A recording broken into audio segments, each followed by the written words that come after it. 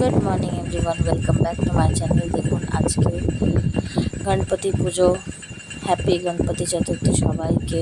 দেখুন আমরা চলে এসেছি গণেশ নিয়ে নিতে। এই বছরে আমাদের এটা গণেশ, আমরা অনেকে চলে এসেছিলাম এটা গণপতির নাড়া গাইতে গাইতে আমরা সবাই চলে আসলাম বাড়িতে। এবার বাড়িতে এসে তার আগে মাম্মা এইটা ওটা হ্যান ত্যান বকে যাচ্ছিলো রাস্তার মধ্যে। যাই হোক, রাস্তাটা একটু তোলানোর চেষ্টা করছি, অনেকটা দূরে যেন আসতে একটু সময় লাগছিলো। তো যাই হোক, বাড়ি চলে আসলাম আমরা। দেখুন গণপতি বাইরে আসে, আমি আর পাটা ধুয়ে বেশ করে সুন্দর করে আরতি করে ওকে ঘরে তুলবো, কারণ আরতি করেই ঘরে তুলতে হয়, কারণ সে তো আমাদের একজন অতিথি, এতদিন পর আসে। সে কারণে দেখুন আমরা এই আরতি করে নিলাম। এটা হচ্ছে গিয়েই দেখুন ঘন্টা বুড়ি ছুটকি করে ঘুরে বেড়াচ্ছে।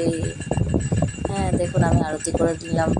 দেখুন এবার আমরা দুজনে মিলে বসাচ্ছি, কারণ ওটা তো আর নড়ে না কদিনের জন্য, তাই সে কারণে ঠিক করে দেখে নিয়ে বসাতে হয়। দেখুন দিদিভাই দেখছে, ময়ূরী নাচ করছে, আর রাত্রিবেলা আপনাদের কি সিন দেখাচ্ছে। তা আমি গণপতিকে আরতি করেছি বলে ঘন্টা বললো ওকে আরতি করতে, ওকে করে দিলাম। দেখুন এবার রাত্রিবেলাকার লাইটটা দেখাচ্ছি, কি সুন্দর করে সাজিয়েছি।